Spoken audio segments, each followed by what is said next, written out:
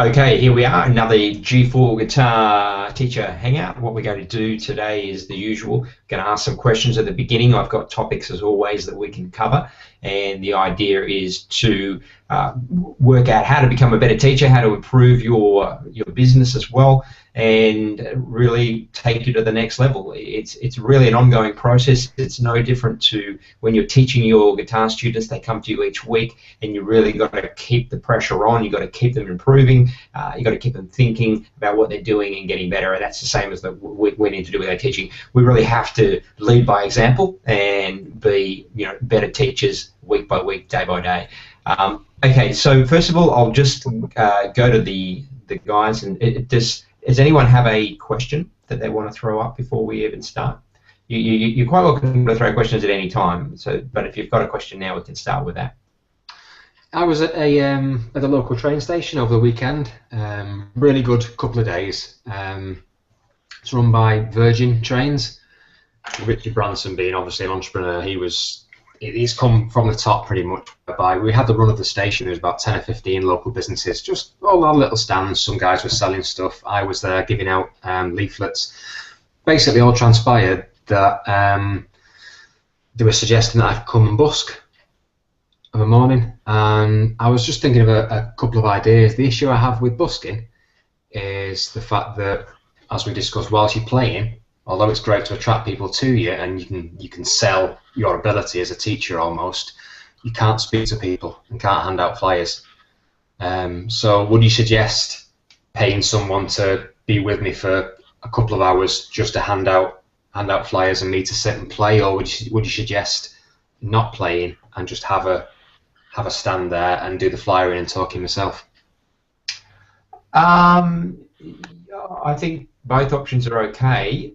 Personally, I would test it. I don't have a lot of experience doing that. As far as I did some performances outside of my businesses, like out the front. Yeah. But as far as going somewhere and actually busking, one of the few times I did play in different places. When I was traveling and backpacking, in my 20s and 30s, but it was for fun more than I wasn't really busking to make money, or even sell lessons or do anything. It was just literally jamming on the street with someone. And I think that if you could have a second guitar there, and have a sign on it, this is just an idea, have a sign on it, can you play guitar, or would you like to play guitar? Or who wants to jam or with me? That kind of sends an invitation to someone, and as they're sort of walking past, can you play guitar? Or you can even just have the question, do you play guitar? Or do you want to play guitar? And then having that second guitar there, you can sit someone down, and it could be that they play. If they can already play, which will happen, you'll get those kind of people, and then you'll get other people go, oh, I'd like to play, I can't play, but I'd like to. Cool, sit down. Let's have a look what you can do, or I can show you how to do a few things, and that gets you into that kind of mode of being a teacher. In that scenario, there would be nothing better than having a lesson live in front of people to see what's going on. So. Yeah, cool. Yeah. Any other ideas? The main thing was it's rush hour, so I was thinking of getting there early, like sort of 6:30 in the morning, and just doing an hour or two. Because I thought the amount of people you're going to get through, basically the station that it is the main station outside of Manchester. So the train from Manchester to London passes through that station, and obviously everybody working in Manchester but living in Stockport, where I am, travels from that station into town. So just initially I was thinking the amount of people that I'm going to get in front of, in those couple of hours is going to be far more than I can ever get in front of flying door to door. I give out far more. So I'm wondering even if it's worth just being stood there with flyers, it's worth it. Oh, absolutely, yeah. You can get in front of people, and again, the more you can sort of lack of a better word, expose yourself. Exactly. In front of crowds.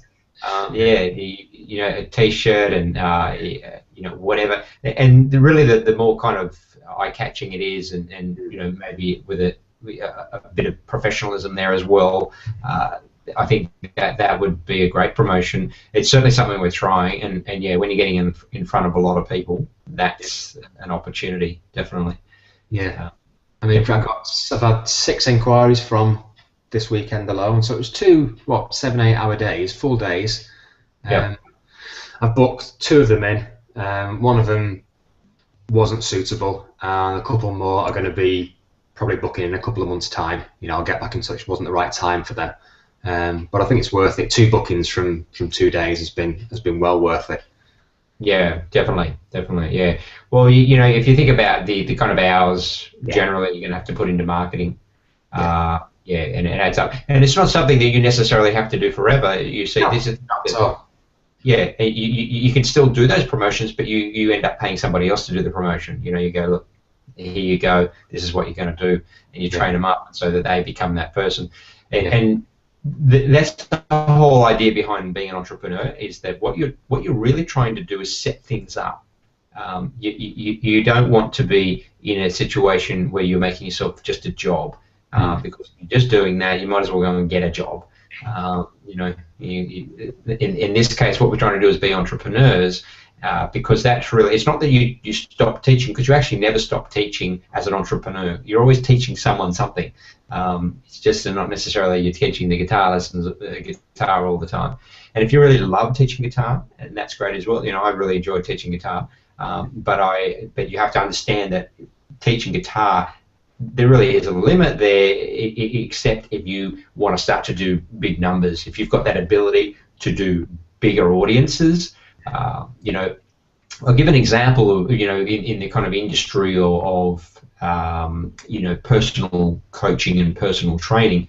As I think some of you already know, but you take someone like Anthony Robbins, and he's not the only one. There's quite a lot of guys working at kind of near his level, but he's kind of the main guy who's making the big dollars.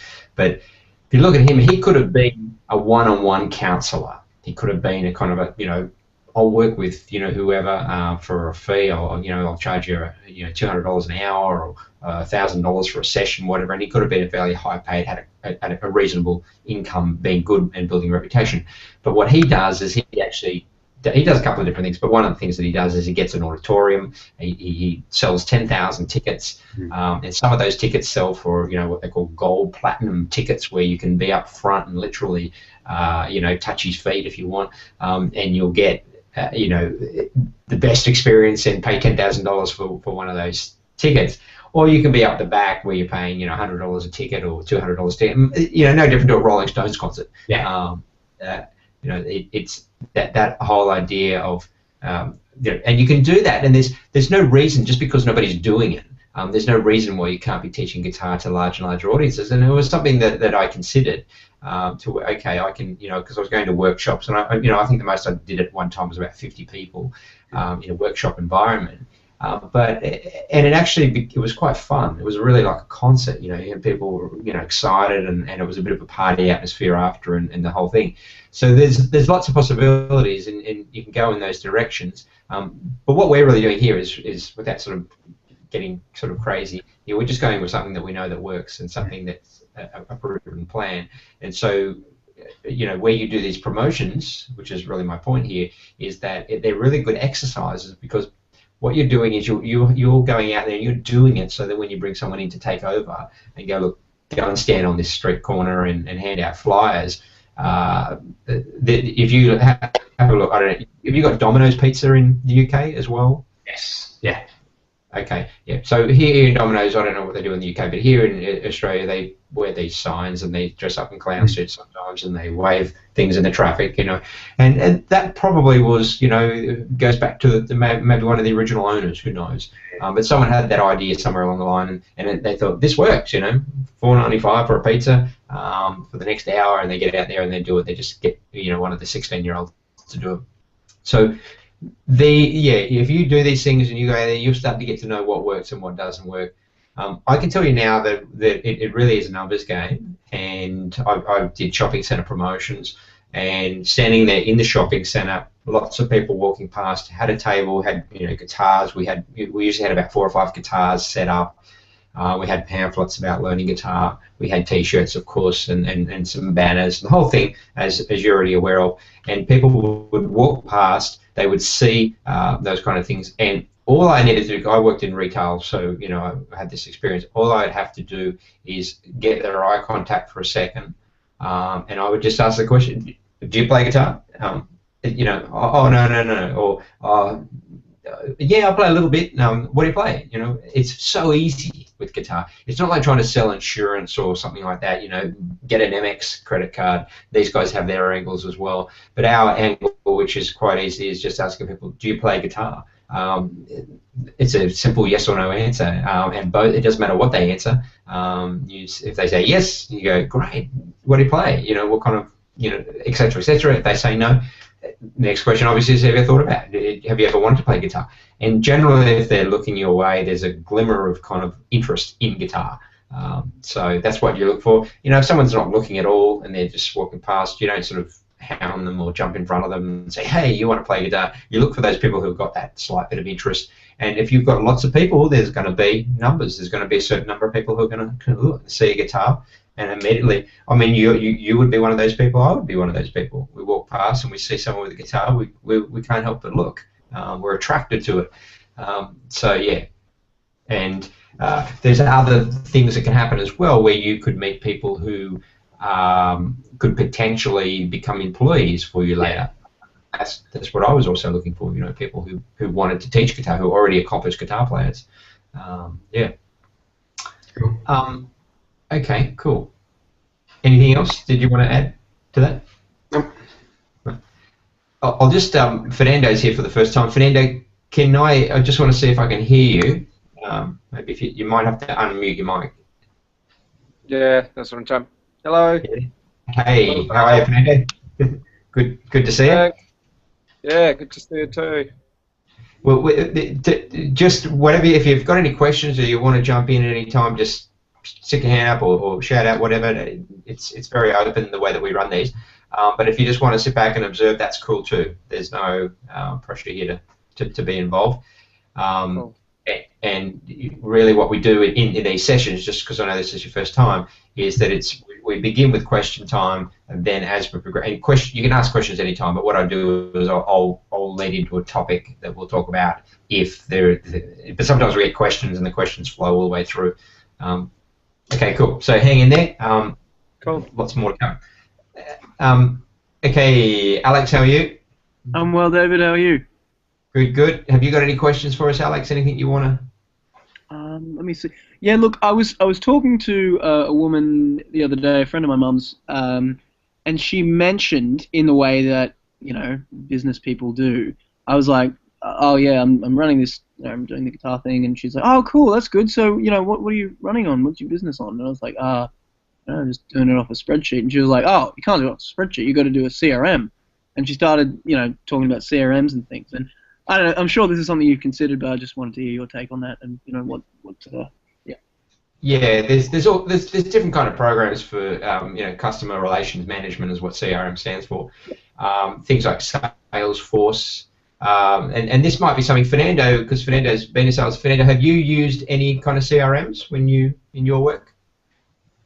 Not really, no. I haven't. Sorry. That's okay. No, I just wanted to see if you have. Look, I haven't really used them either, but I do know that if you want the kind of leading CRMs, Salesforce is the one to go for. And they're tools, and they're good. They cost money, but they're certainly useful and something that will help you to track people. The idea behind really a CRM is to track people who inquire about your lesson, so you can actually track the whole. Because I've been doing this for so long, and I actually did it way before there was any CRMs as far as the internet was concerned and programs and software. I never used one, so just because I track them in my own way. So it's really up to you. I think there will come a point when a CRM could certainly help you. And if you've got someone who sort of recommended one, maybe they could show you what they're doing and how they're using it, and decide for yourself whether or not you can do it. And most of them, I know Salesforce, I'm pretty sure there's a free trial, so you can take it on for 30 days and see how it goes. Okay. Are they expensive? Do you know? Or I think they depend on how many people you end up on. It's like a database, so with each inquiry, a person goes into it. So maybe your first 100 is $10 a month or something like that, and then yeah, when you get to the next bracket, it probably goes up from there. That's what I would imagine. I don't know for sure though, and maybe there's different levels with different features, which you could pay more for, and I'm sure that they have, because that's the way that these guys work, is they have a basic package, a medium package, and a kind of a top end package. it's like FreshBooks. Say again. It's like FreshBooks. You start, and then they're like, oh well, if you need more, upgrade. Yeah.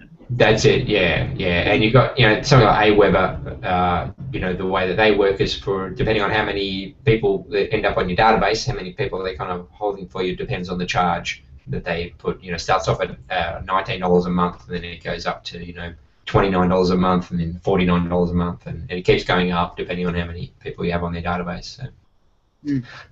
But generally, the idea is the more people are on there, the more money you should really be making. So it doesn't particularly, it shouldn't really bother you as it goes up the steps. Oh, look, I'm spending about an hour a week these days on admin since I've cleaned it up. So I mean, it's certainly not an immediate necessary, but yeah. Okay. Have you got an accounting software though? Are you using? Look, I was using what's it called, Xero for a bit, but I didn't really give it a go, and the sort of the free trial timed out before I really had a chance to look at it. So no, effectively no. Look, if you want to have a second shot at these, and QuickBooks is, I've been told, is cheaper, QuickBooks Online, and I use QuickBooks and it's fine. It works great. I think it's starts from about $10 or something like that. I can't remember, but it's mine. I'm not using the $10 one. I think that, again, there's 3 levels. But if you use something like that, there, it works great, and you can just go and get another email address, go and get a different Gmail address, and then sign up again. The reason you will want to subscribe is because you don't want to keep putting your information in again and again and again. But first time, if you want to trial it, or you want to go back for 3, 4, 5, 10 trials, just keep getting new email addresses and starting again. Yeah. Hang on 1 second, Alex. Hang on, I'll just ask Ben. Do you want to throw in, Ben? I was just going to say, I know we've talked about this before, but I can't quite remember. Could you just sum up in maybe 2 sentences what the benefits of QuickBooks or Xero are compared to just Excel? Yes. First of all, it automates. It brings everything in from your bank accounts. So you basically set up your bank accounts, and then it'll automatically, and PayPal as well, it'll automatically bring all those transactions in, and then you can reconcile those amounts. So what happens is that you need to match up each of the payments in your accounting software with the bank.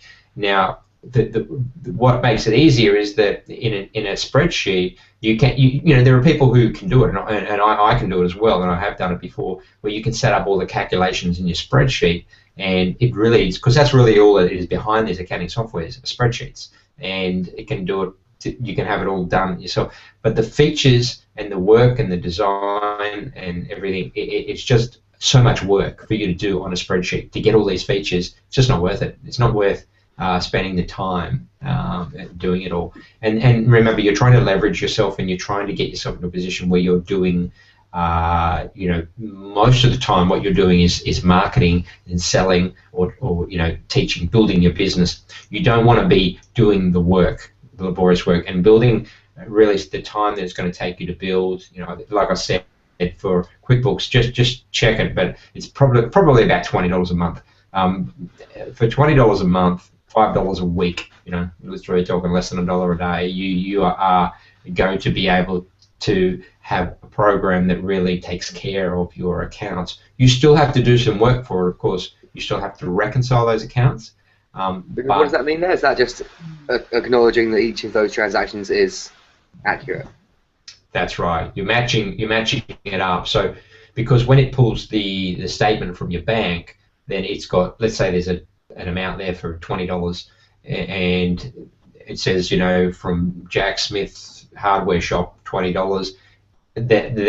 What the QuickBooks does, and Xero does as well, is that it actually often automatically lines them up with things, but what you've got to do is go through and say you agree or don't agree with that. So it might add that amount, that hardware store amount. I might have went and bought something for my own use, my own home, not really for the business. So that amount has been clocked into my business when it's not really a business expense, and it's put it under, say, office supplies, because it's looked at that hardware store. So what I've got to do is go, no, that's not a business office supply, that's personal. So then I change it. It turns most of your tasks into just categorizing each of your payments, not actually entering any payments.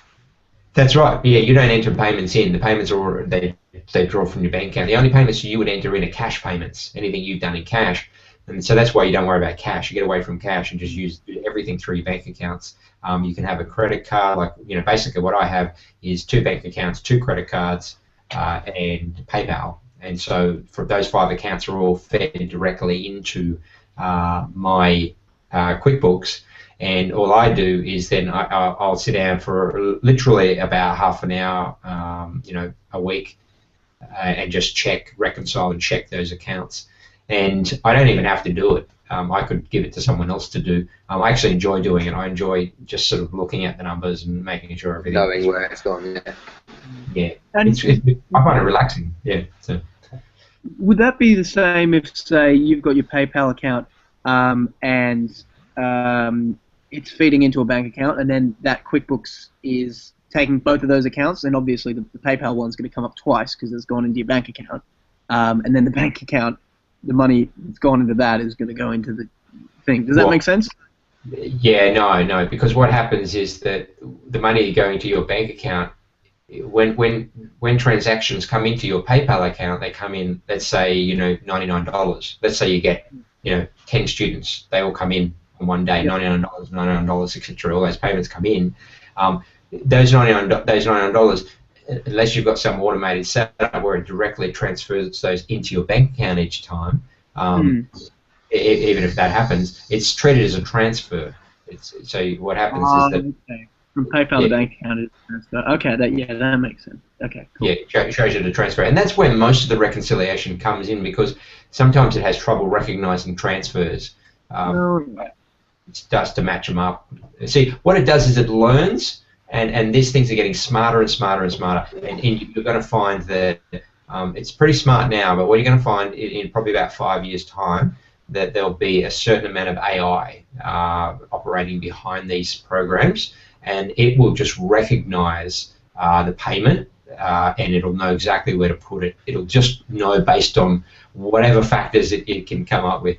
And it's already doing that. It's already knowing that this looks like a payment from a student or a customer or a client, where this looks like an expense. It should be an office expense. It's already making, and it's actually an option in QuickBooks where you can choose, but it's already giving you that option of whether or not you want it to make a guess, or you want to do it all manually yourself. And I've ticked it to go for the guess, because you can always override it. You still have to reconcile it anyway.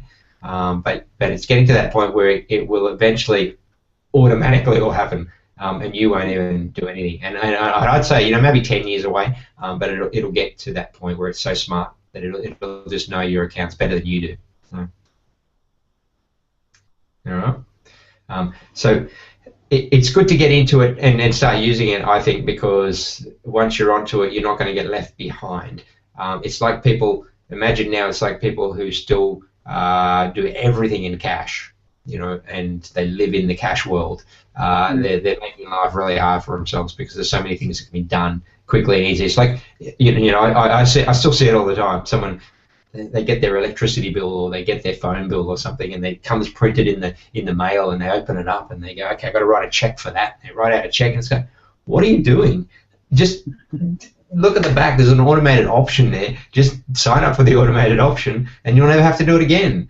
Just check your balance each month. Make sure they're not overcharging you. And they're doing all this work. They're literally writing checks out, which was what business was like, 25 years ago. But today you don't have to do all that. And I don't write checks. I don't write anything. Everything's automated. You guys pay me automatically. I pay all my bills automatically. And if I can't pay a bill automatically, I actually stay away from that company. I don't deal with it. because I want it set up automatically. I don't want to be manually paying bills. I got a check yesterday. It was weird.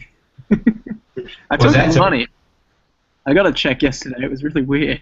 Like, put it in. It has to clear and. You have to What take is it to this the thing? bank. Yeah. Like what do you mean 3 days? I wait 3 days. Yeah. Yeah. It's quite funny. Okay, cool. So I've just got one Yeah. more question about the accounting, David. With QuickBooks, would you then recommend, because I need to get a credit card anyway, I've got no credit rating, so I need to start building up a positive credit rating there. Would you recommend just a business account, and that's the only one you link to QuickBooks, and then you don't even have to worry about personal expenses? You just, one card for personal, one card for business. Yep. And it won't recognise anything else. It doesn't seek you out across all different bank accounts. It's just, which one do you want? That one's linked, job done. Yeah. Look, I only have one bank account linked to PayPal, where I can transfer the money. The only reason I think you should have two bank accounts is in case something goes wrong. You don't want to put all your eggs in one basket, and we already have seen problems with banks. You don't want to have all your money in one bank account. If a bank goes under, you are stuffed. Yeah. All your eggs are in one basket. I have money in different places, including, as you guys know, maybe you don't all know, but I have money in Bitcoin as well. And spread your money around. Don't put it all in one place, otherwise you'll get caught out. We had I think you had one in the UK not long ago as well that went under. Northern Rock went down. I think they got bailed out. Yep. All right. Yeah. They didn't get bailed out, did they? Did they? I'm not entirely sure. I was too young at the time to read.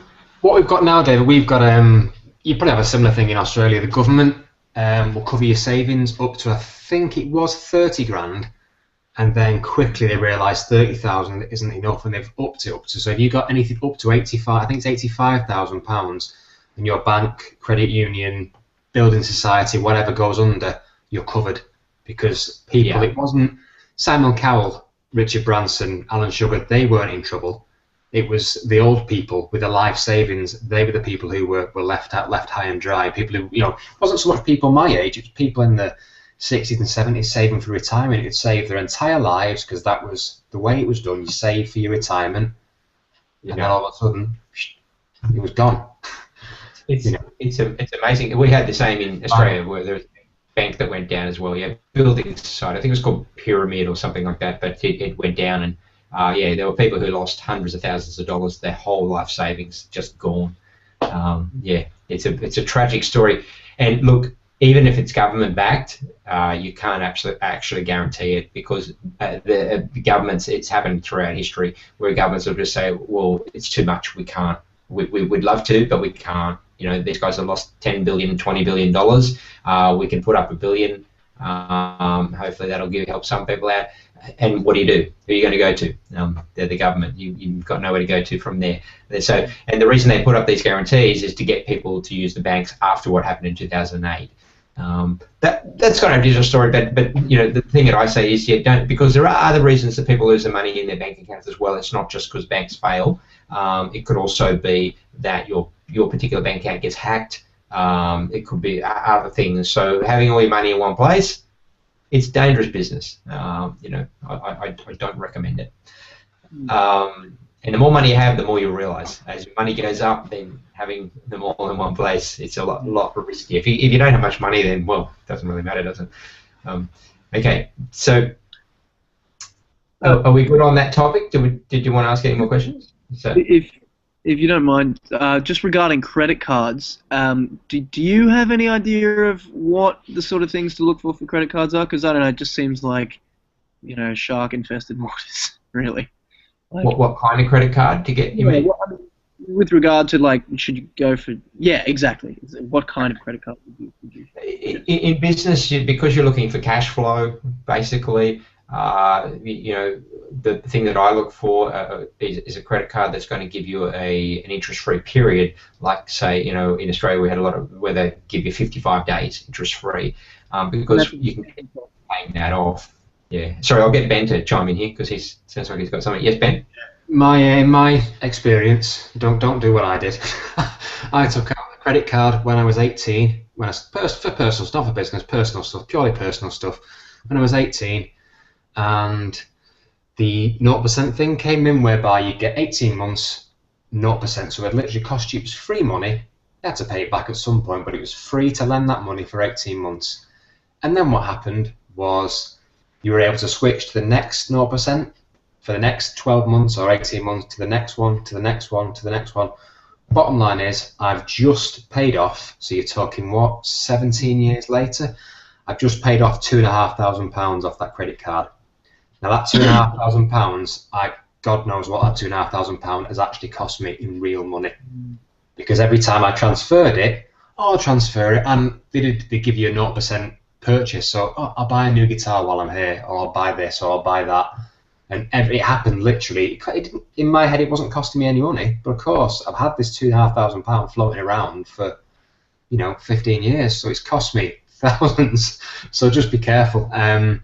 What I'd say is, I don't have credit cards now. What I'd say, because I know I don't trust myself, from a business point of view, what I'd say, Alex, is you'll get, over in the UK, normally 28 days period. If you buy something on a credit card, it's safe, it's protected. You're covered if, let's say, you buy a holiday and the airline goes under, that sort of example, or you buy, a car and the car rental company goes under and they take your car away, you're protected. Bottom line is, if you buy something, as long as you pay it off within that period, be it 55 days or 28 days, it literally will cost you nothing to lend that money. I think from a business point of view, that's the best way to use it. Otherwise, you get in the situation I did, where it wasn't a huge amount of money, but it was always, every month for the last 15 years, I've been paying £30–40 a month. And over those 15 years, it's never come down because the interest has added up every time. Do you see what I mean? So I think as long as you pay it off, when you get your bill, pay it off, and you're done. And if you do get into, it's quiet over summer or it's quiet over Christmas, that's when you use it to extend your spending by a couple of weeks, not worrying, oh, I've got no lessons coming this week because it's middle of summer or it's middle of Christmas. Don't worry, you can use it in the emergency as long as you pay it off. That's it. It's the thing about a credit card, and that's I think Ben's example is fantastic, because the thing about a credit card is that they're playing on human nature, human kind of short-term thinking. We do buy and we do respond in emotional moments, and this is what I was talking about before, is people buy emotionally. So with a credit card and an emotion running high, damn it, put it on the credit card. Your favorite band's coming out, and you just go, and it's like $200 a ticket, and you want to take your wife and your neighbours and the guys down the street because they're all into the band, and so you throw it down on your credit card, and next thing you know, you spent $2,000 on T-shirts and tickets and limousine to get there, and you couldn't afford it, but you put it on the credit card because you were very kind of pumped up about this band coming that that only come once every 20 years. So that's what you've got to be careful of, and that's the kind of thing they plan. If you've got the credit card and you use it like I do, where it's purely there, money comes in, money goes out, money comes in, money goes out, and that's really how it works. So I actually don't pay any interest on my credit card. All that happens is I use it as a mechanism to pay things, and I pay it off literally at the end of every month. Actually, you can automatically set it up so it says pay the maximum, pay the whole card out every month.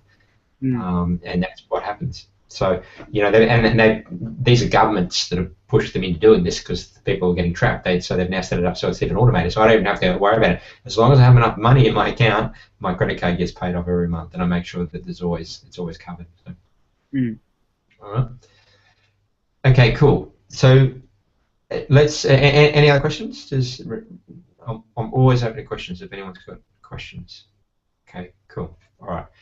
So one of the topics I've got here that I want to sort of go through, which I think it's an area that we've sort of touched on in different places, but it's really that we can get a lot into the specifics of teaching. When you look at how to teach and what to teach and when to teach, who to teach, all these specifics of teaching, which we do talk about a lot and cover. The real thing that's going to make you a successful teacher are not those things. It's good to know those things. It's a bit like knowing your scales or knowing your chords and knowing all the ins and outs of playing guitar. But really, what makes you a successful anything. It's all about attitude, and it's all about the way that you approach things, and the kind of the passion and the belief and the energy that you put into what you're doing. And one of the things that I want to talk about is leadership, and how what you're doing is you're really leading a team. You're going to be leading your students. You're going to be leading people who are eventually going to be working for you. You're going to lead a community.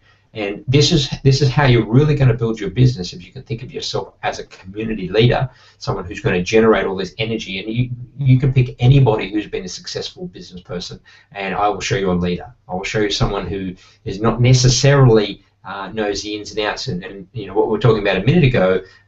You know, we just spent literally almost 40 minutes talking about accounts. Someone like Richard Branson, he can't even read an account sheet. He never even looks at that stuff. The guy's dyslexic, and when it comes to the money, he doesn't really know. He just hands it over to someone else. He's just the dreamer, he's just the visionary, and he's the passionate leader that gets everybody rallied up. And they say, "We can't afford this, Mr. Branson." I don't want to hear that. We can do this. Let's make it happen. So it's really important that you have that kind of dynamic, and that even if you stumble and fall along the way, you're much more likely to succeed if you do this than if you don't do it. If you're purely working on the numbers and the specifics of it. So let me, I've got a bunch of points here, but what I want to do before I do that is I want to get a definition from you guys as to what you think a leader is.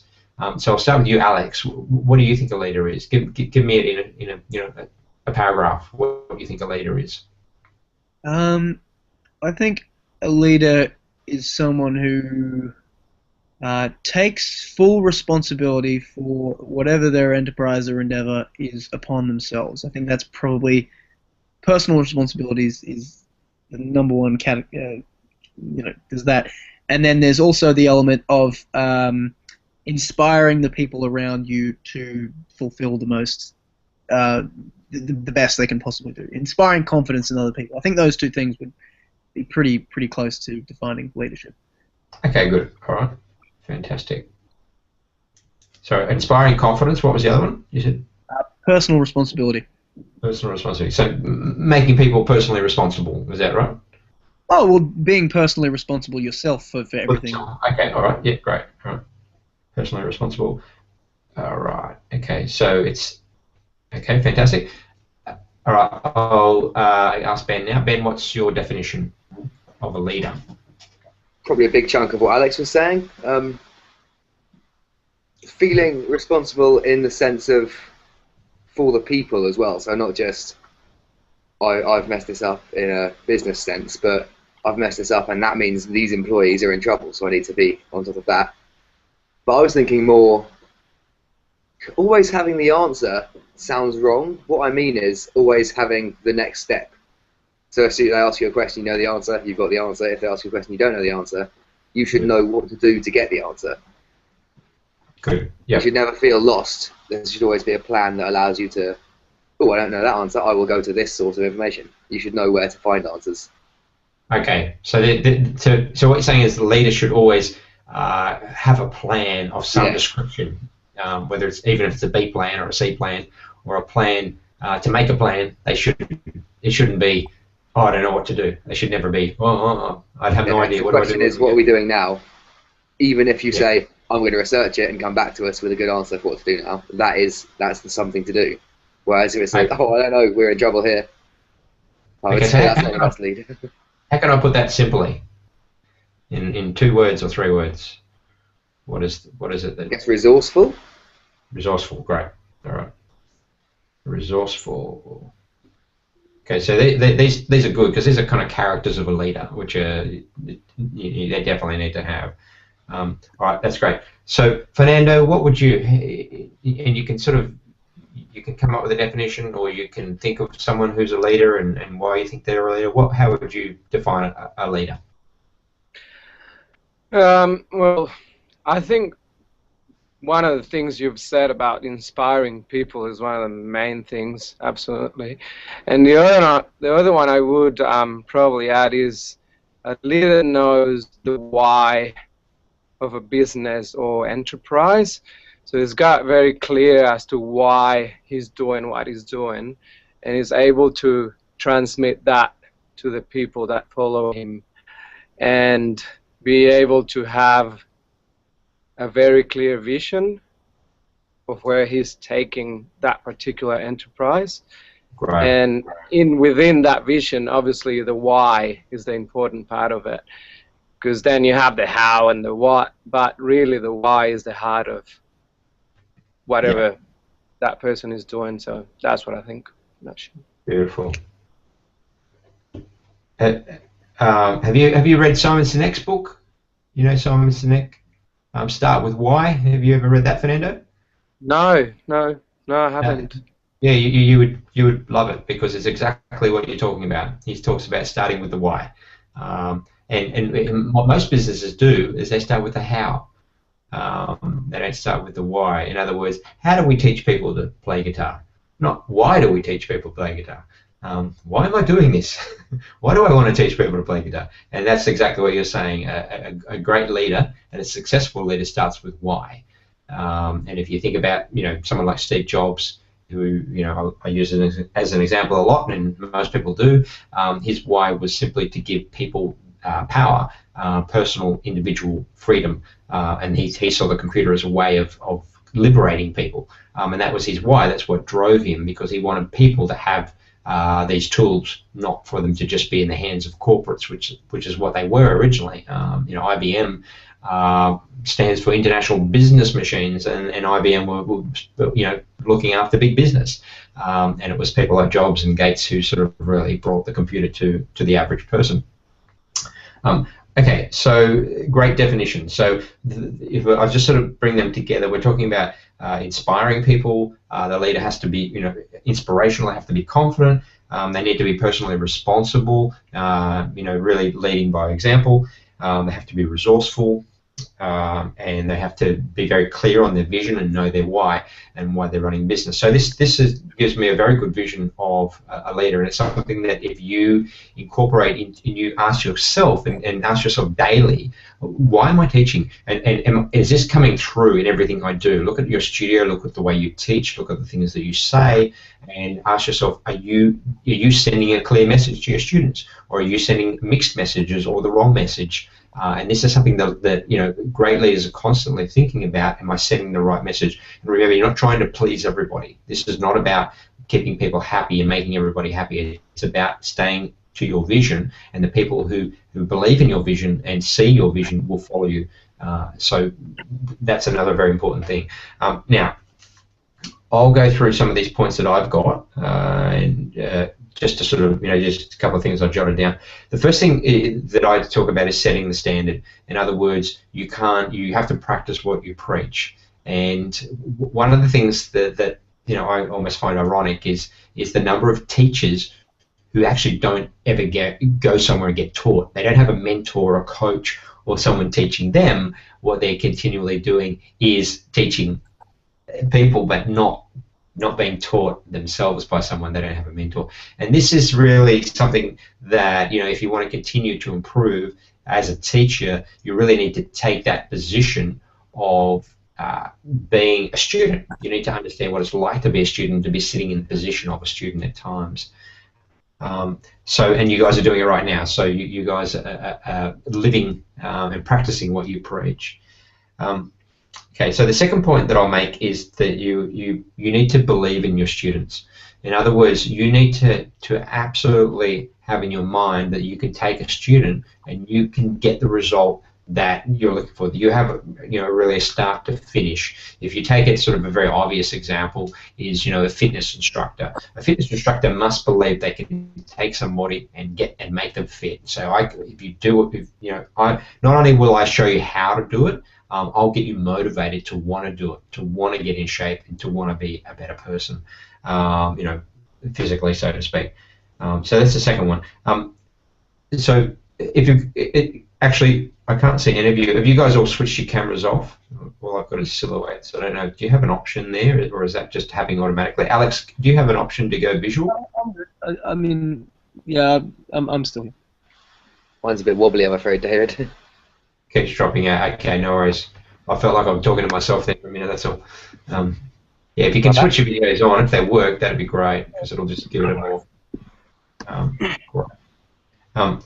Okay, so what I'm also looking for here is if you guys want to chime in, if you want to throw up some kind of, you know, if you've got any points you want to add as I go, because really what I'm trying to do here is get you guys to come up with ideas as well if you've got some ideas that you want to add. So let me throw this back to you, Alex. Give me one example of setting the standard. What's something that you need to do as far as setting the standard for your students? All right. Well, let me see. I think in the same look, I'm not going to say practicing as much as they practice, because one of my students was doing literally like anyway, practicing guitar per se is not immediately one of my priorities, but I should definitely be working towards goals that I'm setting myself in the same way that they're doing it. So I mean, you could do it with a minute thing, like okay, today I'm going to spend 60 minutes working on something that's bringing me closer to what I'm doing. I mean, in this case, you know, doing flyers or yeah, exactly. Yeah. So just working towards an end goal, I think, consistently. Okay, great. So with your practice, you're saying that you're not practicing consistently, or it's not a priority? I'm saying I'm not practicing the skills consistently. I'm playing with my band a lot, and I am practicing songs that I'm doing with them. I'll admit I haven't got regimented, but I am doing that sort of practice. It's just not a priority in the same way that I'm making it a priority for them, because I'm not looking to improve my guitar per se. However, I am doing a lot of songwriting and stuff, which is more of a priority for me personally. So okay. Yep. that. Yep, that's cool. What I would say is, look, even if you just did half an hour a day guitar practice, and because it does make a difference. I believe, again, this is kind of living and you know, sort of setting the example. If you're having trouble finding that half an hour a day, you're not motivated, whatever the reason is, what you want to do is find the motivation. Because you're going to get students who are going to go through the same things, where they're going to say, it's not really a priority, not really motivated, I'm into doing something else now. And then that's when you're going to start losing students. And so that the symptoms will start to show themselves through students. So if you can say, look, I know how you feel. I wasn't motivated. You know, I go through times when I just don't want to practice, or I've got other things that are more important. I don't have time to practice half an hour a day. You've got to actually be able to take that and say, I never make excuses. I always practice every day. Now I might not be practicing 2 hours a day or 4 hours a day, but I am practicing half an hour every day, and that's what I want you to do as well. And if you need some, you know, help, motivation to get through those times when you're not motivated or you think it's not a priority, talk to me.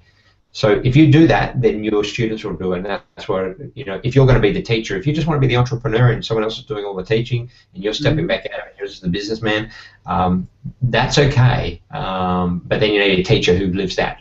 You know, they're actually practicing and preaching that, because you don't have to, you know, again, you don't have to be a practicing musician to run a business, or even run a guitar school, a music school. You don't have to be, you have to be an entrepreneur, but you don't have to be a practicing musician. But if you want to be a teacher, I believe, you know, personally, I believe you need to be a practicing musician. You need to be putting in that half an hour a day developing, just so you know what it's like and you can go through those motions as well. Yeah, that makes sense. Yeah, and look, you know, it's not going to hurt you because you're a musician, you like music, you're in a band. You know. I'm playing music anyway, so there's really no excuse not to be practicing. You're right. I guess it just takes someone to tell you to pull your finger out. Yeah, so good. That's it. See, here I'm being a responsible coach, and I'm saying, do your practice, Alex. Make it happen. You'll feel better about it. And I know you will. I know you'll go back to it, and you'll start doing. You know, just even if you do 10 minutes a day to start with, you know, just 10, 15 minutes. Do something every day. Make that a priority, high priority, because that is the business you're. Yeah. Yeah, I spend half my time in the studio anyway with guitars, so yeah, no, totally. It's just Okay, cool. All right, great. All right, so I'll go to Ben. Ben, believe in your students. can you give me an example of? Can you just sort of throw this back at me? What do I mean by believe in students? Well, you could mean believe in their ability to play at all, but presumably you mean believe in their ability to practice. Hang on one sec, Ben. Fernando, did you want to throw something in there? Yeah, I just have to go. That's all. Okay, yeah, no worries. Yeah, no problem. Thanks for dropping by, everyone. Nice to meet you, Fernando. See you again soon. Okay, thanks, Fernando. Sorry, Ben, go on. Yeah, so believing that they can, well, kind of what you were doing there and being no excuses, because that's the way that I feel is the best way to show, well, not the best way, if they're feeling not confident or anything, you need to be, what's the word, encouraging but in a kind of gentle way. Yeah. But then the other side is saying, look, I know you can do this. There's no doubt at all that you can do this. We both know you can do this. It's just a matter of doing it. Yeah. And look, it's a belief, and I know that because I know with Alex, for example, I know that he loves music, and I know this is why he's doing what he's doing. He's not off, selling real estate or doing something else. He's got a guitar school. He's playing in a band. His life is music. So he's not going to be any worse off by investing half an hour a day into guitar practice. It's only going to serve him well, and he'll be more confident. He'll just get better and better as a player, because it's something that just keeps going with you no matter what you do musically. Putting in that half an hour a day and just committing to that is going to keep moving forward. So that's great. Growing as well if you don't do that. What's that? Sorry? Committing to it is what I don't do. Oh, I said if you stop consciously investing time in bettering yourself on your instrument or whatever it is, you stop growing as well, which is just, they say you're either growing or you're dying, so, Exactly. Yeah. It's true. It's true.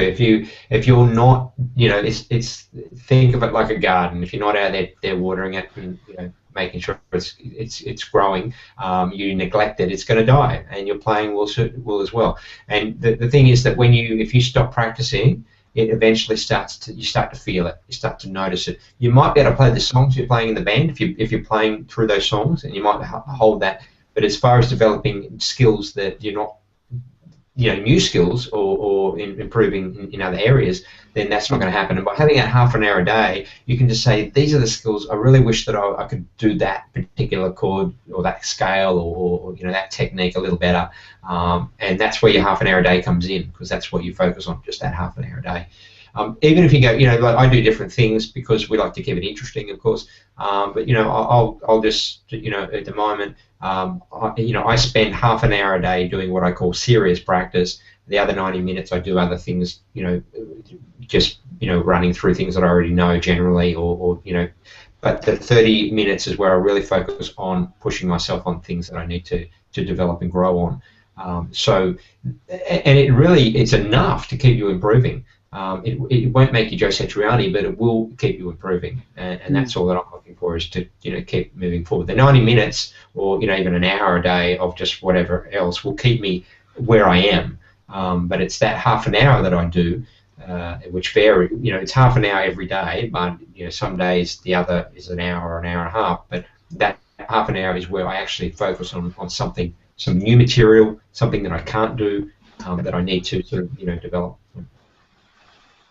Right. See, the other thing here that I'll throw in on this, and this is a very important point, is that when you believe in your students, you also believe in yourself more, because you start to see that kind of energy or perception that you put, that mindset of, so I believe in you, I know you can do this. You're actually talking to yourself as well.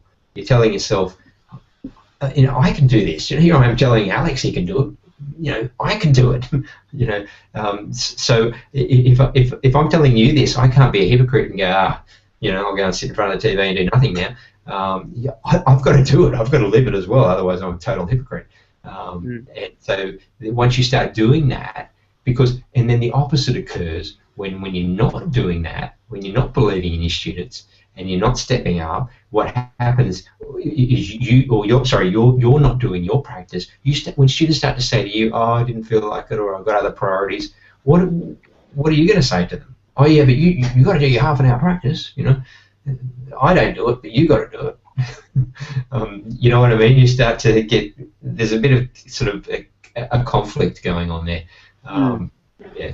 So yeah, you got to kind of you got to do it yourself so you can then expect it of your students. All right. It's not causing me any problems, but the way it works for me, David, is that I can't plan practice and do practice in times when I could do work. I still feel like I have to focus on my business. But luckily, there's a few good gaps between students, and that's when I feel like I can easily get some practice in. So I don't plan to practice, it's just I'm in the room, I'm waiting for this person. There's no point going upstairs for half an hour to just quickly do this or that. I'll stay in my studio and just practice, and that way they hear you practicing as they come up to the door. And yeah.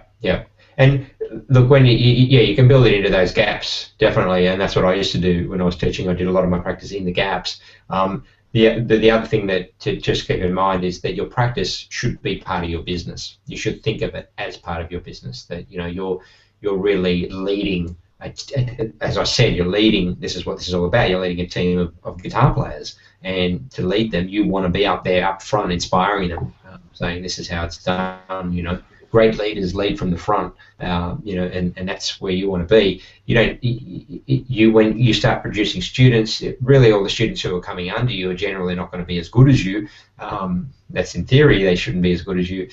So you should always sort of be ahead. But if you're going to stay ahead, you've got to either keep getting better or you've got to stop them from getting better.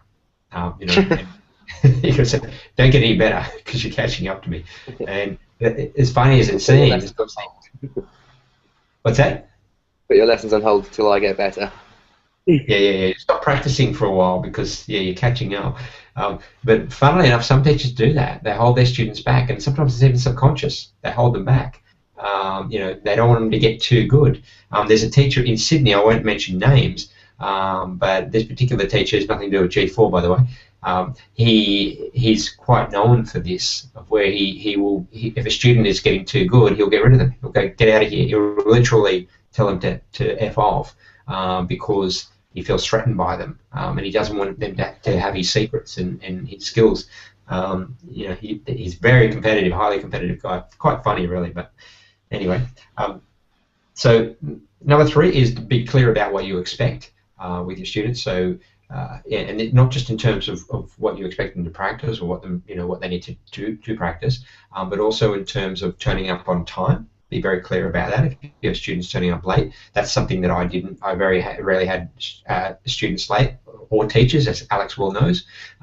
It's one of those things that I was on top of, and it was a very clear expectation. Anyone who knew me, who learned with me, they always knew you had to be on time. And if a student was late, consistently late, I would just say, it's not going to work for you. You need to be here on time. And that's how it is. You only have half an hour, and I need you here spot on time, so we get this done. You can be early and sit in the waiting room, but don't be late. And so I had very, very few students who were late. It was very rare that they were late. The number 4 is what I think is part of strong leadership is to be focusing on effort with the people you're leading. So don't invest your energy and time into rah-rahing people who have big accomplishments, and that's one of the big mistakes that a lot of leaders and a lot of parents make, is that they, when Johnny comes home with his sort of report, and he's got 3 A's and 2 B's and a C, and mum and dad go, well, you got 3 A's, fantastic, high five, great. All the time the kid's been studying hard, and the parents haven't said anything. When he comes home with a report, they go, yeah, you're a hero. And what should be happening is that when the child's studying hard or working hard or trying hard, they should be going, fantastic, well done, great. And when the kid comes home with a report, that's it. That's what we expect, because you've been working hard. You've been working hard. So keep acknowledging the effort, or keep sort of rah-rahing the effort, because then the results will take care of themselves.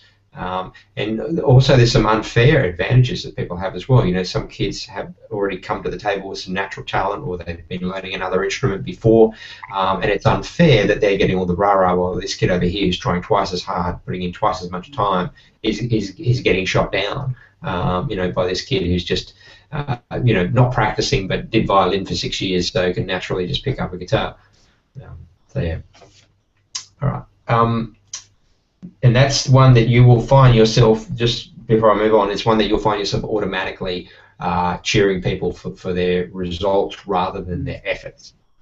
Because it's what's happened to us, it's what happens in society. You work you look at the school system, the way it's structured, it's all about the report card, it's not about the effort. They don't come home, it's changing today, by the way. These days it's changed a lot, but traditionally it was about the report card. How good did my child go at school, rather than, I'm giving your child, 90% because of the effort that they put in. They didn't pass the exam, but they put in a great effort and really tried hard. Okay. Can I say one thing about that, David? Yeah, absolutely. Yep.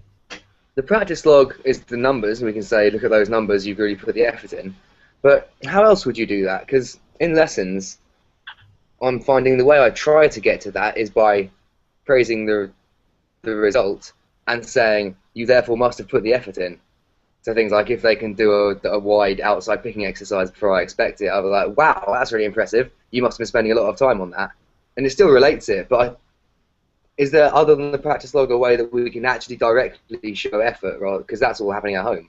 So yeah, that's a good question. Look, when you're saying to them, hey, wow, that's great, you've obviously been putting in the effort there. In most cases, when you're saying that, it's true. I hope it's true. You can see it worked hard on something. And so you are saying, yeah, I can see you put in the effort. And that's a perfect thing to say, because you're still acknowledging the effort. You're not saying, oh, brilliant, high five, you can do this scale now, that's great. What you're doing is saying, look, you obviously put a lot of effort in. We've heard it before, wow, your son's very, very naturally talented, or you've got the music gift, or you were born with that musical magic. My children are hopeless; they have none of that musical talent. You were born with it. It's like no. You practiced, you put in the effort. That's what it's about, and that's really, yeah. So what you're saying is great. Are there other ways to do it? Well, really, there's lots of subtle ways that you can be acknowledging effort. Just the effort they put into their in the class itself. How focused are you? What are you doing? And I keep reinforcing the Mia, and it's a lot harder with younger children, but I keep reinforcing the Mia. All I want you to do is put in the effort. It's all about the attitude, because when she's good, she'll rip through it. Like she'll play, read, play a song, whatever, and have very little problem. But that same thing the next day, she'll be like this. I don't want to do it, and she won't even try. Like this, and so she can't do it because she's told. And kids are good because they really exaggerate, especially young kids. They really exaggerate situations. So there are lots of subtle ways in that you can be acknowledging that effort. You can go to their parents and say, look, I just want to say this week that little Johnny, he's done really well this week. I can see that he's put in a lot of effort this week. I can see that he worked hard on his scales, or worked hard on his reading, and I just wanted to say that's great. Always acknowledging the effort. That's where you're always coming from. Something I was thinking about saying with the practice diary, I was considering saying to parents, it's really good that you've both, well, I say you both, presumably you've both been practicing every day, because while we say we expect practice every day, and that's what you need, a lot of people don't do it every day. Lots of people miss a number of days. Is that good, or is that giving them the option to then miss days, or they think, oh, we're doing more than most people? Maybe we'll ease up a little bit, because it is a lot of effort getting this practice done. Yeah, well, you made a very good point there, in that people like to it's called regression to the mean. They like to go to the middle. They don't like to be too high or too low. If they don't want to stand out too much. Yeah, it's just a natural thing. They just feel also, if they're putting in a lot of effort and they realise that most people are actually down here, they feel, I can ease it down a bit, can just drop it down a notch. They won't come all the way down, especially if they like that kind of top position, but they will relax a little bit, thinking, I'm okay, I don't need to practice as much as I am, put in as much effort. And maybe that's okay as well, because maybe they are putting in a lot of effort. It's not I'm not that worried about it either. But what you kind of want to do is give them the perception that they're in this kind of area which is where they need to be. You don't want to really, if they're practicing each day, let's say 6 days a week. I don't necessarily say do every day of the week, even though that's ideal if you can. But 6 days a week is good. 5 days a week is starting to get a bit thin. Anything less than 5 days, then it's not going to work for you, is what I tend to say. But you can build on it as well. So if someone's practicing, they start off with you in the first week and they do 3 days. That's still okay. You don't have to sort of say, okay, well, only 3 days, don't bother coming next week. What you do is go, okay, we did 3 days this week, so let's see if we can go high. Do you think you can do 5 days this week? Is it possible? They go, okay, we'll give it a go, bang. And if they come in the next week and they've done 3 days again, that's when you started saying, okay, look, we really need to get it up. You don't have to, if you can't do every day, that's okay, I understand, but we really are looking for 5 or 6 days a week. And so I need you to at least get it up, another day or two if you can this week. So that's what you're trying to do, is just get them to up it and build on it. But ideally, if you can get them to do, that 6 days a week from week one, that's going to be where you're going for. It's as far as acknowledging effort in this scenario, the idea is really to say to them that really acknowledge the fact that they put in those 3 days. That's fantastic. You did well. That's in the first week, and then say, look, can we go to? Is there anything stopping you? That's all the question I go. Is there anything stopping you from doing 5 days this week? Or even if they say, oh, busy week, got this, got that on there. Okay, all right. What I want you to do this week for me then is 4, and then we're going to go to 5 the next week. Agreed? Yep. Bang. All right. So let's do it. So you're getting them to agree, and also what I've told you about before is you get them to tell you is actually the ideal. Yeah. Always get make the deal now. Yes, that's right. How many days can you do? Oh, well, 4. Is that all? Oh, 5. Okay, so you can do 5 days. Is that what you're telling me? Yes, I can do 5. Okay, great. And then they're more kind of hooked to it. So. I normally do say, we've got a deal, little shake of the hand, and then they feel quite official about it. Good, sign the contract here. If there's actually a couple of websites, but there's one website where you can actually, you pledge a certain amount of money if you fail, and then, charity, but what they do is they have what they call anti-charities. So you can actually, the guy gave the example of where he put up $10,000 for the Ku Klux Klan in the US if he failed. I think he was a black American. So he was committed, severely committed. If you give it to a good charity that you like, then you're not going to feel so bad if you fail. But give it to an anti-charity, you'll definitely stick to your pledge. Okay, cool. So I'll just finish these couple of points off. Be positive and energetic. So this is why I'm big on group, is because when you're teaching privately, it's a long day, it's a long week. You've got to teach a lot of students to really get your income up. But when you're teaching groups, especially a workshop where you got 30 students at once, you can just really pump up the energy and go hard.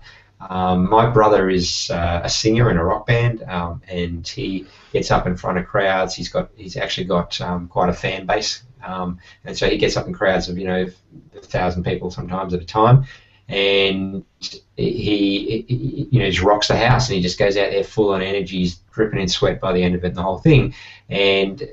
But he doesn't have to do that every day for 6 or 7 hours a day. He has to get up there and sort of go hard for 3 hours or whatever it is, and have a break in the middle, and then he's done. And maybe once a week or once a fortnight or something that they do their gigs. So if you can look at your teaching almost in the same way as a performance, and where you really want to have that energy. So this is where the group teaching is so good, because you can have the energy, you can go hard and get out of this kind of what I almost call a meditative state of teaching, where you're going, all right, come in, sit down, and you're just relaxing in your chair, and you strumming a few songs together. And when I see people who teach for an hour, I think, what do you do for an hour? You know, I know you can fill an hour, but it's not necessary to be teaching for an hour. You know, I'm sure there's a lot of chat there. It's a lot of you know, counselling, and you know, oh, you broke up with your other half, and you know, things are not going well for you, blah blah blah blah blah. You know, what's it got to do with learning guitar? And yeah, they literally, you know, have these long 1 hour lessons, and really half an hour is plenty for getting across your message, because there's not that much they can do from week to week. And if you run your lessons efficiently, and I'm not saying that you can't sit there for an hour and give them lots of information, you certainly can. That's quite possible, but it's not necessary, is what I'm saying. What I can give you in half an hour with lots of energy and a lot of positive vibe is going to be of a lot more value to you. You're going to come out pumped, then I'm just sort of cruising, you know, because I'm tired and I've got 8 hours of this teaching to go. You're not going to get as much energy out of me. So, okay, so sorry, just on that point, yeah. Also, and we have touched on this before, is the body language. Practice it. Practice performing in front of your students. Get in front of a mirror or video yourself, and really practice and become somebody that they walk away from, not just as a teacher, but as a performance. So they walk away from each of your lessons going, wow, that was great. You know, I feel good. You know, I'm walking out of here. I might not even learn anything, but I feel great. You know, from it. And we've all been at concerts like that where the band itself was like, oh yeah, not much of a band, but there was an energy there. These guys were really putting it out there, and yeah, it was a great performance. Okay, so I've got 2 more points, which I'll Can I say something about that, David? Yes. I think maybe just because I love teaching, but I'm always excited about my lessons because I know that the next thing I'm going to teach them will be the next step, and then they'll get a little bit better and a little bit better. I love seeing people get better. That's why I want to be a teacher. So, Great, excellent. I think if you're teaching the right stuff, you're not going too advanced or too simple, then it should be exciting anyway. Surely. It should. Absolutely, absolutely. You should be. And you think, yeah, that's what we're looking for. Yeah, you should be in the zone. That's what should happen. You should be in the zone. When you teach for 4 or 5 hours, if you're ever looking at that clock and just waiting for the day to be over, then something's wrong. You've got to be in there, and you just got to be pumped. You just got to go, this is great, and you got to be in the zone. That's what it's all about. Sorry, David. Yeah. I started teaching a group of 5 today for the first time, and it's like once you get past the like, okay, there's 5 people here, and I have to sort them all out. Once you figure that out, and you just go for it, and you can just delegate and just be like, oh, it's like you said, it's a performance. It's like a rush. You get done with it, and you're like, yeah, all right, I really sort of impacted something there. Exactly, and it's a lot of fun. It really, yeah. Especially when you got them one after the other, like 5, 5, 5, and you know you've got this whole vibe going on. You know you've got a great business, and they're feeding off each other as well. You think about the 5 students you've just taught are all pumped. They're walking out, and you've got the other 5 coming in. So that they're feeding off the energy, you know, of that last 5 that have just coming out of the group going, yeah, that was great, you know. You're giving more high fives as they walk out the door. High five, guys. See you next week. And the next, come on, dudes, let's do it. Come on, let's see who can get the picking exercise fastest. Let's do it. Go. So you got this rolling on, and you end up at the end of the day, you're just like, wow, I'm supercharged, and what a great day. And that's what you're aiming for. It really has to be. Exciting. Because if you're bored or dull or drab, then the student's going to walk out going, oh yeah, that was just another lesson. So they want to be excited about coming each week. They can't wait to get it. It has to be the highlight of their week. That's what I used to think about. I think I want to make these classes the highlight of their week, where they're just chomping in the bit to get back here and get to their lesson each week. And once you've done that, guess what? That's when the word spreads. Everybody starts talking about you. Yeah. The other thing, which is really a roll-on from this as well, is to be passionate and enthusiastic, as I say, about teamwork, and to not be looking at each individual student and how this particular student is going to be really good, or this. Think about the team, the overall idea of producing this vibe where everybody gets swept up in it. And if you don't, if you haven't done a lot of teamwork or whatever, start reading about it, start learning about it. You're part of a team anyway. As you can see, I'm all for the team, and the idea is that you want to have the students that you have in your mind that you're passionate about playing them together as a team. That this is not about how good you are in particular. So amongst, if we look at G4, or we look amongst the members, Alex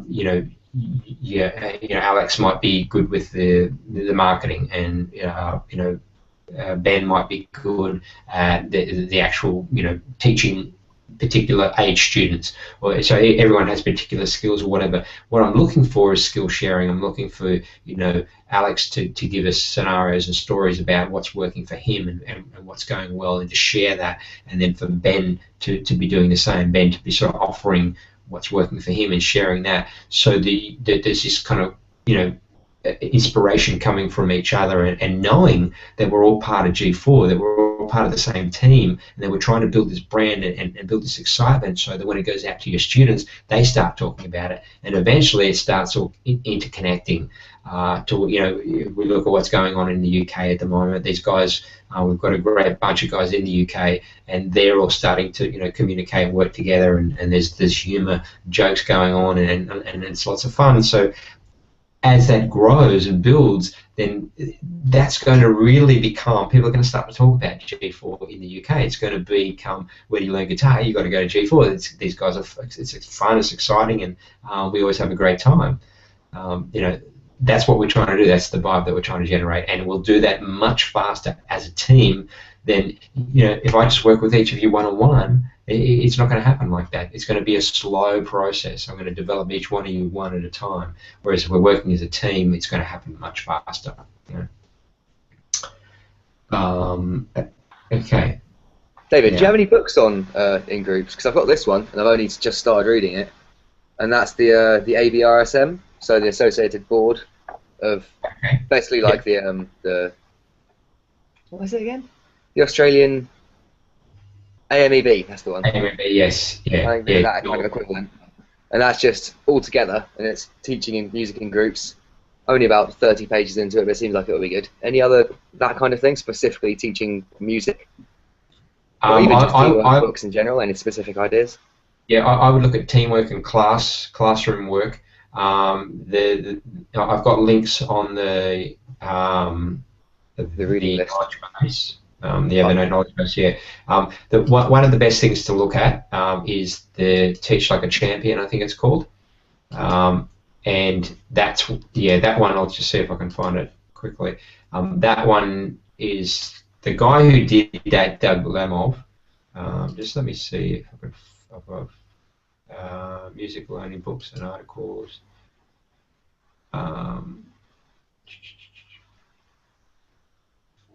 Not in there. Where do I put it? I'll just bring it up. Just a quick search. What I like about this is that you can just search everything. Okay, so yeah, his name's Doug Lemov, Lemov. Hi, I'm Keith Collar. I'm the Associate Dean. In a second, I just brought up the video, and you got it. Yeah, he's got he's basically, his thing is teach like a champion. That's his whole thing. But just to give you a very quick background on him, what he did was that he went into he basically I think he's a PhD from Stanford or something like that, one of those universities. But he did this thing where he wanted to find out where the best teachers were and what they did, how they became the best teachers. And so he basically he graphed out all the schools in the US, pretty well all the schools I think were on this graph, and basically what they had was that as you went up the scale of socioeconomic, the richer schools, you tended to get higher scores. There's this general thing, and it happens in the UK and Australia as well. The more money, the more wealth there is in that area, the better the students do at school. And the reasons are not related to the students, they're actually related to the financial situation of those particular students. So as you go up that scale and you end up further up the scale, you can't tell whether it's the students who are good or whether it's the teachers who are good. There's no way of defining. But down at the bottom end of the scale, when you have a school, particularly a class, that sort of is above the range of where it should be, then that signifies as a good teacher at that school. Does that make sense? Yeah, definitely. Yeah. Okay. So what he did is he went into those schools where you had these anomalies, where these kind of teachers were way above the standard, and then he set up video cameras in those schools and he filmed them, and then he got hundreds and hundreds of hours of footage, and then he went back and watched all the footage to try and pick out what were the things that they were doing that made all the difference. Find the patterns. Yeah, look for I think he came up with a list of 47 things or something that they were doing, and a few of them that I used in my teaching and implemented, but I actually were doing them even before I read his research. But you get these things that coincide. The difference with me compared to a lot of school teachers, I mean, there are some great school teachers, but the difference is that most school teachers are not building businesses. They don't. The students come whether they still get paid.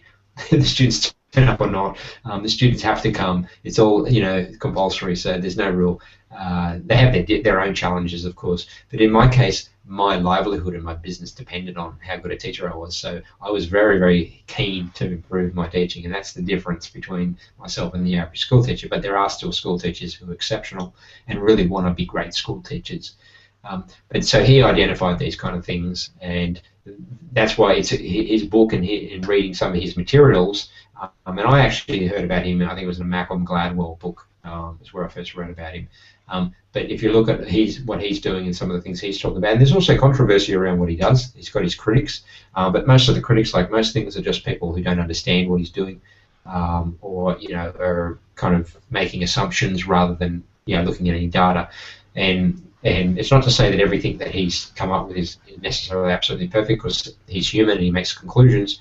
But it's definitely one of the places to look if you want to learn about teaching people in groups. The other thing about teamwork is really look at sports. There's no better place to look when it comes to building teams in sports. So read about sports coaches, read about how they brought their teams together, made winning teams, and then you'll see. Yeah, there's so many examples, and I don't go specifically looking for teaching classroom music, because a lot of the teachers, the people who write in those books, they're nowhere near the standard of other champion coaches and champion teams and leaders and business leaders. I'm not saying that there couldn't be one or two amongst them, but on average they're not going to be of that standard, because they're just not in the same competitive. It's not as critical in what they do. Interest. Yeah, and they're also, a lot of their book is about the instrument and musicianship and all this sort of thing, rather than about the actual teamwork. We know all that. We already understand musicianship. You don't need that part of it. You need how to get into their heads and build them and bring them together as a team, and how you should behave. So I've been looking at that kind of stuff, but all the team building books I find instantly are management books. So while that's got some potential usefulness, it's not. Building a team for management isn't like building a team. Well, there are loads of similarities, but you know what I mean. There's a lot of similarities, but there are some differences, yeah. And there's, they're not employees. These people are paying customers. So there's a distinction. We're providing enjoyment, not a satisfactory work environment or anything. Exactly, yeah. Yeah, and really what you're trying to do is build fans. Who I can't think of a better example than building a fan base, because you think about yourself, that I think about myself and about you, but what inspired me to take up guitar and to stick with it were really my musical heroes. I look up to these guys and go, do anything to be like you. So that was what drove me, especially in my teens. And so that's what you're looking for within your students is if you can make fans out of them, they're not only going to keep coming, but they're going to want to be like you. They're going to want to practice. My two favorite teachers were like that. I just thought the world of them, and so I just practiced hard for them, and that's what you're looking for. Good. All right, we'll end it there. Getting late here. Thanks, Ben. No problem. Okay, so we dropped off slowly. Yeah, one by one. That was good. All right. I will see you very soon. See you soon. Oh, Thanks, one, man. one quick last thing. You mentioned the Malcolm Gladwell books, and ages ago you said you used to take notes on all the books you read, but obviously audio books it was harder. I Yep. suppose you've got any notes from those Malcolm Gladwell books? 'Cause I read the first 3 in the past month, but they've kind of just, some ideas have stuck and some have just shot straight out the other side. So if you've got the notes on that, that'd be great if I could see them. Yeah, I've got some notes. I've got lots of notes on different books. I'm not sure which ones or the Malcolm Gladwell I got, but I'll have a look. And yeah, if I find anything, I'll let you know. I've got quite a few books and notes and stuff. So yeah. And the notes just really help me remember the points as long as they haven't left my head already. It's like, oh yeah, that reminds me of that whole 3-chapter bit that it was all dug into really deeply. Just give me the cue and it'll all be back. Yeah. No, I'll see what I've got. I can't remember how much of the Malcolm Gladwell because he tends to storytell a lot. Yeah, it's so much storytelling. Yeah. Really easy to read though. I just shot it's through the enjoyable. books. Well, I enjoy listening to his books because of the storytelling, and there's always some good sort of stories. You know, there's a good moral to every story that he says, and it all is really well put together. You know, every story has brilliant order of everything. He'll give you the big story, smaller one that shows you a point of the bigger one, smaller one that shows you a point, smaller one that shows you a point. Here's the conclusion, and you thought that was the conclusion. Here's a few smaller points, and there's the real conclusion. Now they've solved their problem. Yeah, I love it. It's brilliant. Yeah, he's Lots brilliant. of closure in his books. Yeah, he's definitely a master. So you know, I tended to get carried away with the story. So I'll see what I've got. But I've got notes on lots of different books, and I'm gradually planning on bringing them into the knowledge base as well. But with some of them, I just wanted to review them as well before I put them in there. So because in some cases the notes I put were personal as well, like they were for me. Based on what I'm doing, not necessarily for anyone else to look at. That's so fine. I'll edit them. So. And once you've gone through that, feel free to send them over if you want any proofing. Okay, cool. I'll get to it. There's tons of stuff. You know, I'm just always doing this sort of stuff. So I better go. I'll let you get to sleep. All right. Okay. See you, mate. Bye. Thanks again. See you later. Yeah.